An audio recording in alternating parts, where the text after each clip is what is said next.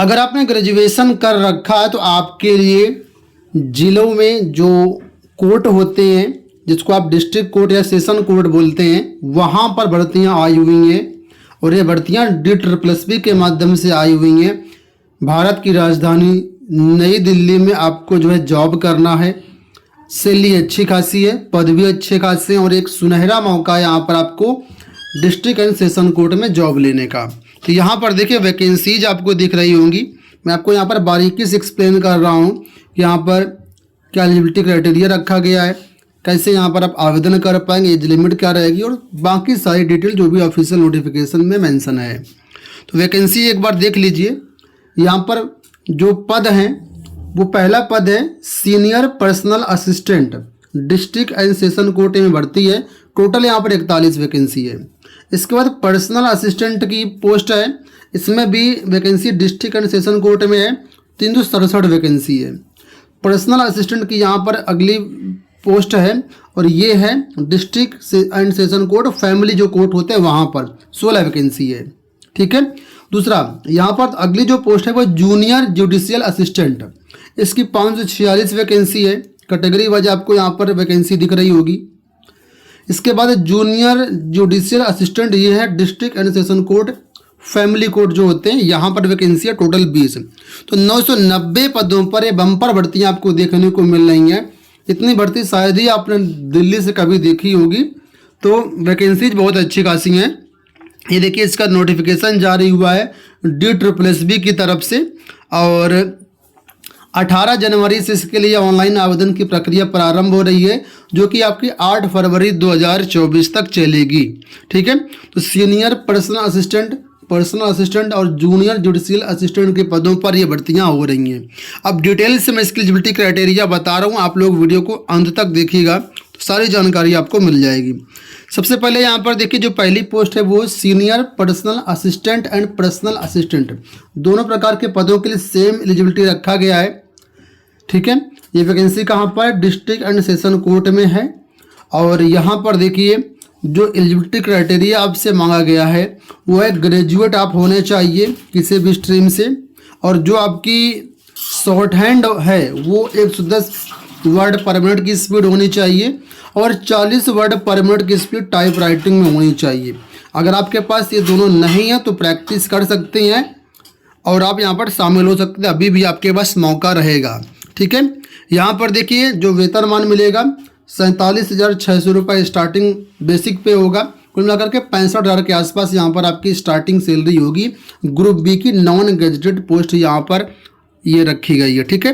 18 से 27 ईयर से यहाँ पर एज रखी गई है, लेकिन यहाँ पर अभी जो रिजर्व कैटेगरी के छात्र उनको एक्स्ट्रा एज रिलैक्सेशन 5 साल तक का मिल सकता है। तो ये जो मैंने आपको बताया ये यहाँ पर था सीनियर पर्सनल असिस्टेंट पोस्ट के लिए। अब देखिए जो पर्सनल असिस्टेंट है उनके लिए देखिए, पर्सनल असिस्टेंट के लिए जो पोस्ट है वो यहाँ पर वैकेंसी मेंशन की गई है। यहाँ पर भी ग्रेजुएशन मांगा गया है और यहाँ पर 100 वर्ड पर मिनट आपकी शॉर्ट हैंड में स्पीड होनी चाहिए और 40 वर्ड पर मिनट आपकी स्पीड होनी चाहिए टाइपिंग में, साथ में कंप्यूटर का नॉलेज भी आपको होना चाहिए। और यहाँ पर वेतनमान थोड़ा सा कम है, 44,900 से स्टार्टिंग होगी, इसकी भी 60,000 के आसपास आपको पेमेंट बनेगी। एज यहाँ पर भी 18 से 27 वर्ष ही रखी गई है, कुछ अलग से नहीं मांगा गया है। अब देखिए जो फैमिली कोर्ट है वहाँ पर जो वैकेंसी आई हुई है पर्सनल असिस्टेंट की, उसमें देखिए क्या बोला गया है। इसमें भी सेम यही है, ग्रेजुएशन आपने किया हो, शॉर्ट हैंड में 100 वर्ड पर मिनट की स्पीड आपकी हो और 40 वर्ड पर मिनट आपकी टाइपिंग में स्पीड हो और कंप्यूटर का नॉलेज आपको हो। 18 से 27 एज यहाँ पर भी 44,900 से यहाँ पर भी आपकी स्टार्टिंग होगी। अब जो अगली पोस्ट है वो है junior judicial assistant, district and session court में वैकेंसी है। यहाँ पर देखिए ग्रेजुएशन बोला गया है और सिर्फ टाइपिंग बोली गई है, यहाँ पर शॉर्ट हैंड की ज़रूरत नहीं है। अगर आप शॉर्ट हैंड नहीं आता या नहीं करना चाहते, केवल टाइपिंग करना चाहते हैं या टाइपिंग केवल आती है, तो आप जूनियर जुडिशियल असिस्टेंट के लिए फॉर्म भर सकते हैं। 546 वैकेंसी इसमें भी है, वैकेंसी कम नहीं है। कंप्यूटर नॉलेज यहाँ पर मांगा गया है, सॉरी कंप्यूटर नॉलेज नहीं मांगा गया है, कंप्यूटर में जो स्पीड है आपकी 40 वर्ड पर मिनट होनी चाहिए। और यहाँ पर वेतनमान देखिए आपका लेवल 5 के अकॉर्डिंग मिलेगा, 29,200 से आपकी स्टार्टिंग होगी मतलब ये बेसिक पे है, इसमें करीब 45 से 50,000 के आसपास वेतनमान आपका बन जाएगा, 45,000 तक। 18 से 27 ईयर यहाँ पर जो है एज आपकी रखी गई है। इसके बाद यहाँ पर junior judicial assistant family court में भी वैकेंसी है, ठीक है। तो यहाँ पर देखिए सेम वही चीज़ है, ग्रेजुएशन होना चाहिए और 40 वर्ड पर मिनट की आपके पास स्पीड होनी चाहिए। तो ये यहाँ पर वेतनमान रखा गया, 18 से 27 सब में एज रखी गई है। तो अगर आप इसमें एलिजिबल हैं तो आप फॉर्म भर सकते हैं। अब यहाँ पर आपको बता दें, किसी भी स्टेट से आप बिलोंग करते हैं ऑल ओवर इंडिया, सभी राज्यों के अभ्यर्थी यहाँ पर आवेदन कर सकते हैं, ठीक है। जो एज की गणना होगी वो कब से की जाएगी, तो एज की गणना की जाएगी 8 फरवरी 2024 से, क्योंकि आवेदन करने की लास्ट डेट रहेगी।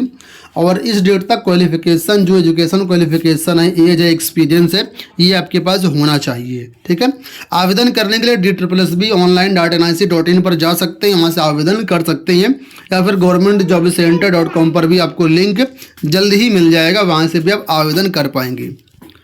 बात करेंगे फीस की, तो मात्र 100 रुपये फीस यहाँ पर आपको देनी है इसमें फॉर्म भरने के लिए। जितने भी महिलाएं हैं जो रिजर्व कैटेगरी के छात्र हैं, जैसे कि SC ST PWD ex serviceman, इनको कोई भी फीस पेड नहीं करनी है, इनके लिए बिल्कुल निःशुल्क फॉर्म ये रखा गया है। अब यहाँ पर सिलेक्शन कैसे होगा उसके बारे में थोड़ा समझ लो। यहाँ पर देखिए सभी के बारे में एग्जामिनेशन स्कीम बताया गया है। यहाँ पर कुल मिलाकर के 4 टीयर रखे गए हैं, इन चारों टीयर से आपको गुजरना पड़ेगा, डिपेंड ऑन आप किस पोस्ट के लिए आप आवेदन कर रहे हैं। सबसे पहले टीयर 1 बताया गया है, ये MCQ बेस्ड होगा, ठीक है। इसमें सभी अभ्यर्थी जाएंगे जो भी फॉर्म भरेंगे, लेकिन क्वालिफाई वो होगा जो मेरिट में आएगा। बोला गया वैकेंसी के मुताबिक 25 गुना अभ्यर्थियों को क्वालिफाई करवाया जाएगा टीयर 2 के लिए। तो अगर आप मेरिट में आते हैं 25 गुना छात्रों की लिस्ट में, तो आप टीयर 2 में क्वालिफाई कर जाएंगे। जो टीयर 2 होगा ये आपका डिस्क्रिप्टिव टेस्ट होगा इंग्लिश लैंग्वेज का, ठीक है। इसमें जितने मार्क्स लेकर के आते हैं, मार्क्स के हिसाब से मेरिट बनाई जाएगी, और मेरिट के हिसाब से 10 गुना छात्रों को क्वालिफाई करवाया जाएगा टीयर 3 यानी स्किल टेस्ट के लिए। स्किल टेस्ट केवल क्वालिफाइंग नेचर का होगा। यहाँ पर जो भी आपका शॉर्ट हैंड है, जो भी टाइपिंग वगैरह होगा, उसको क्वालिफाई करना होगा। अगर आप क्वालिफाई कर जाते तो सीधे आप इंटरव्यू में पहुँच जाएंगे, ठीक है। इंटरव्यू में यहाँ पर आपसे इंटरव्यू करवाया जाएगा कि इस इंटरव्यू में कोई भी मिनिमम क्वालिफाइंग पासिंग मार्क नहीं रखा गया है, ठीक है। अब यहाँ पर देखिए जैसी आपकी पोस्ट होगी, पहले बोला गया सीनियर पर्सनल असिस्टेंट, इसमें टीयर 1 में 90 नंबर का यहाँ पर आपका पेपर रहेगा, 90 मिनट का टाइम रहेगा। टीयर 2 में 75 नंबर का पेपर रहेगा। टीयर 3 में यहाँ पर जो टाइपिंग शॉर्ट हैंड वो टेस्ट होगा, और इसमें इंटरव्यू में यहाँ पर 10 नंबर का आपका इंटरव्यू रखा गया है। इसके बाद MCQ बेस्ड जो क्वेश्चन हो कैसे होंगे उसके बारे में यहाँ पर देखो बताया गया है कि MCQ में क्या क्या आएगा। तो जनरल इंग्लिश एंड कंप्रहेंशन आएगा, 50 क्वेश्चन होंगे 50 नंबर का। जनरल नॉलेज आएगा 20 क्वेश्चन होंगे 20 नंबर का, और जनरल इंटेलिजेंस आएगा 20 क्वेश्चन 20 नंबर का। ये जो टीयर 1 था 90 क्वेश्चन होंगे 90 नंबर के। इसके बाद जो दूसरा टीयर 2 है डिस्क्रिप्टिव वाला इंग्लिश पेपर, इसमें ऐसे आएगा आपको लिखने के लिए 30 नंबर का, ग्रामर आएगी 25 नंबर की, ट्रांसलेशन आएगा 20 नंबर का। इस तरीके से आपका टीयर 2 का पेपर हो गया।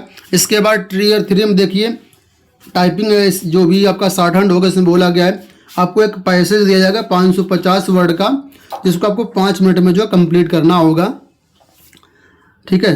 ये शॉर्ट हैंड के लिए आई थिंक रहेगा। तो ये यहाँ पर टीयर 3 के बारे में बताया गया है। इसके बाद दूसरी जो पोस्ट है पर्सनल असिस्टेंट या पर्सनल असिस्टेंट फैमिली कोर्ट के लिए, उसके यहाँ पर भी सेम बताया गया है, इसको आप देख लेना। इसके बाद जो नीचे है जूनियर जुडिशियल असिस्टेंट, उस पोस्ट के लिए यहाँ पर देखो बताया गया, थोड़ा सा चेंज यहाँ पर क्वेश्चन वगैरह चेंज किए गए हैं, तो इसको आप अपने हिसाब से देख सकते हो। सबके बारे में यहाँ पर बताया गया है। एक बात बता दूं, टीयर 1 और टीयर 2 दोनों में पास मार्किंग के लिए जनरल कैटेगरी के 50% मार्क्स रखे गए हैं, और रिजर्व कैटेगरी के लिए 45% नंबर पास मार्किंग में रखा गया। लेकिन ये टीयर 1 और टीयर 2 के लिए ही है। टीयर 3 क्वालिफाइंग है, और टीयर 4 जो है इंटरव्यू है, उसमें कोई भी मिनिमम मार्क्स नहीं है। तो इस तरीके से यहाँ पर आपकी फाइनल मेरिट बनेगी, फाइनल मेरिट के हिसाब से यहाँ पर आपका सिलेक्शन होगा। उम्मीद करूँगा वीडियो आपको पसंद आया होगा। कोई जानकारी चाहिए तो कमेंट बॉक्स में आप पूछ सकते हैं। फिलहाल दोस्तों इस वीडियो में इतना ही, धन्यवाद।